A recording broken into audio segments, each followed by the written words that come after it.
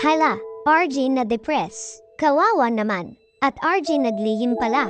Magandang araw sa inyong lahat mga kalingap, sanay hindi niyo po makalimutan na mag-like sa video na ito. At paunawa tapusin muna ang kabuuhan ng video na ito mga kalingap at para malaman ang nilalaman nito.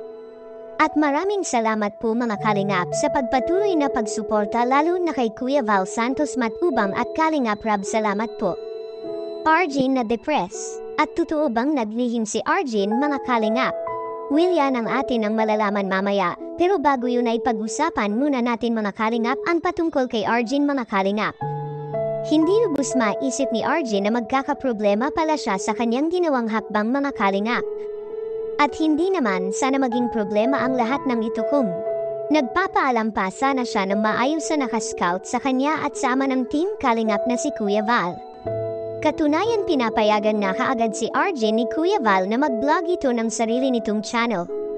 Pero sa isang kondisyon, hindi na ito tutulong na ni Kalingap Edu sa kanyang pag-aaral mga kalingap. Kaya nagawa ni Arjun ang ganun mga kalingap dahil sa problema nito ngayon ang kanyang pag-aaral at lalo na si Kalingap Edu ay laging busy mga kalingap dahil sa dami nitong tinutulungan na iba pang mga beneficiary nito.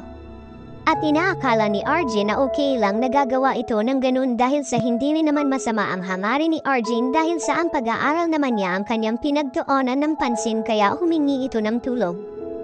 At may mga nagsasabi na sana hindi tumulad si Arjun kina Diwata Joy na nursing talaga ang kinuha nitong kurso dahil sa mahal at maraming gastos sa nursing na kurso mga kalingap.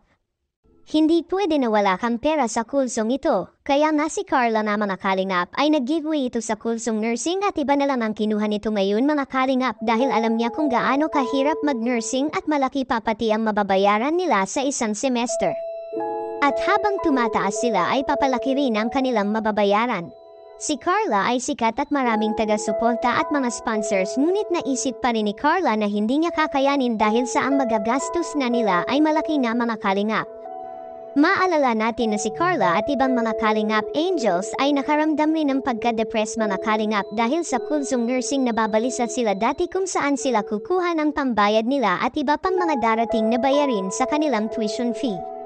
Ito ang pinakadahilan ni Carla kung bakit hindi na lang siya tumuloy sa nursing para iwas problema at matitiyak pa niya na makapagtapos ito sa pagkukolehiyo lalo pa at gustong-gusto rin niya ang kurso na kinukuha nito ngayon mga kalingap.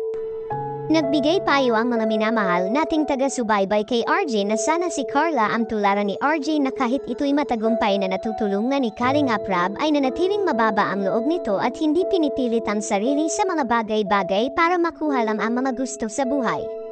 Hindi masama ang mangarap basta kayang-kaya lang na magampanan ang lahat ng mga responsibility at iba pa mga kalingap na walang mangyayari na mga paghingi ng tulong at para nang sa ganun maiiwasan ang pwedeng mangyayari na hindi maganda mga kalingap.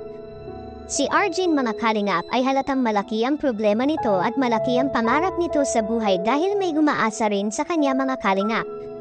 Kaya niya nagagawa ang ganun at sa kabilang dako naman mga kalingap. Arjun na depress. Yan ay ating nang malalaman ngayon mga kalingap. May napag-alaman po tayo na si Arjun ay nagparaiyak ito at nagsisi sa kanyang nagawang mali mga kalingap. At dahil doon maaring makaramdam si Arjun ng pagkalungkot at maging sanhi ito ng depression sa kanyang sarili.